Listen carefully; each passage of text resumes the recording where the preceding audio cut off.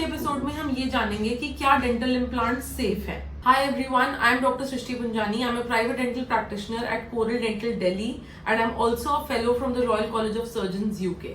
I am also a fellow for cosmetic dentistry and advanced oral implantology. तो dental implant surgery एक बहुत ही normal OPD level पे करने वाली सिंपल टाइप की सर्जरी है जो बहुत सेफ रहती है मैक्सिमम नंबर ऑफ केसेस में। बट इसके अराउंड इतने सारे मिथ्स हैं कि ये अनसेफ है, इन्वेजिव है और ओल्ड लोगों को इसको नहीं करवाना चाहिए।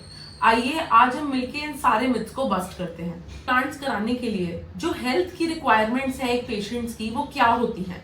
सबसे पहले तो आपकी बोन का टाइप ठीक होना चाहिए, जो हमें सीबीसीटी करवाने से पता चल जाता है।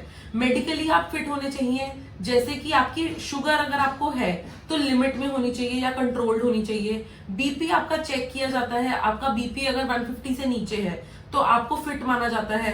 दूसरा, आपके ब्लीडिंग पैरामीटर्स, कुछ लोग ब्लड थिनर्स पे होते हैं जिनको हार्ट की कोई कंडीशन होती है, उनका भी हम पीटी-आईएनआर करके एक टेस्ट होता है, वो करवा के चेक करते हैं कि उनकी ब्लीडिंग की जो लिमिट है वो विद इन रेंज है या नहीं। तो आपके ब्लड थिनर्स को रोके बिना भी इम्प्लांट्स को किया जा सकता है।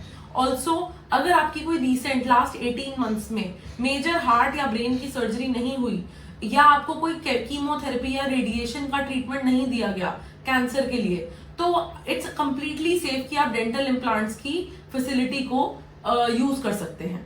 तो इन शॉर्ट, अगर आप दांत निकलवाने के लिए मेडिकली कॉम्प्रोमाइज नहीं है या कंफर्टेबल और सेफ है, तो आप डेंटल इम्प्लांट का प्रोसीजर कराने के लिए भी कंप्लीटली फिट है। तो इस बात को समझने की भी जरूरत है कि डेंटल इम्प्लांट्स दो टाइप के होते हैं। एक होता है immediate placement of dental implant और एक होता है डिलेड प्लेसमेंट। इमीडिएट प्लेसमेंट उसको मानते हैं जब हम दांत को जिस अपॉइंटमेंट में रिमूव करते हैं उसी अपॉइंटमेंट में इम्प्लांट की प्लेसमेंट भी कर दी जाती है।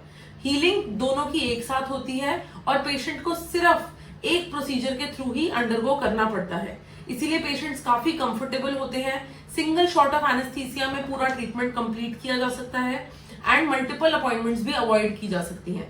तो इमीडिएट प्लेसमेंट से काफी कंफर्ट अचीव भी किया जा सकता है एंड ऑल्सो आपकी बाइट एंड सॉफ्ट टिश्यू जो गम है, बोन है, उनकी प्रोफाइल्स को भी प्री एक्सट्रैक्शन स्टेट में ही प्रिजर्व कर सकते हैं हम। दूसरा है डिलेड प्लेसमेंट। इसमें दांत को निकालने के बाद बोन को हील करने के लिए वेट किया जाता है और उसके 2.5 to 3 मंथ्स के बाद डेंटल इम्प्लांट को प्लान किया जाता है। ये उन केसेस में नेसेसरी होता है जब जिस दांत को हम एक्सट्रैक्ट कर रहे हैं उसमें पेरियोपाइकल लीजन या इन्फेक्शन हो, बोन उस रीजन की इन्फेक्टेड हो, उसके नेबरिंग टीथ में इन्फेक्शन हो या कोई अन्य आदि कारण हो सकते हैं जिसकी वजह से उस समय के लिए बोन को हील करने देने का समय चाहिए प्रैक्टिशनर को। अदरवाइज इमीडिएट प्लेसमेंट अधिकतर केसेस में पॉसिबल होती है with the advent of bone grafts and बहुत अच्छे बायोमटेरियल्स जैसे मेम्ब्रेन्स। क्योंकि अब इतने अच्छे मटेरियल्स अवेलेबल हैं तो काफी हद तक हम पेशेंट्स को सिंगल सिटिंग इम्प्लांट प्लेसमेंट का ऑप्शन दिया जा सकता है। Coral dental tip of the day आज की यही है कि आप इम्प्लांट करवाने से पहले, चाहे वो इमीडिएट हो या डिलेड प्लेसमेंट हो, उसका brand, size, make, quality of titanium सबके बारे में जानकारी लें। अपने सर्जन के स्किल को अच्छे से समझें, बार बार क्वेश्चंस पूछ के, एंड ये भी समझें कि जो डेंटल इम्प्लांट का ट्रीटमेंट है आप एक बार करवाएंगे एंड इसको बार बार रिपीट करना बिल्कुल भी पॉसिबल नहीं होता।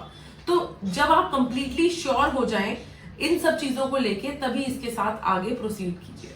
So if you found this video useful and informative, do like, share and subscribe to our channel.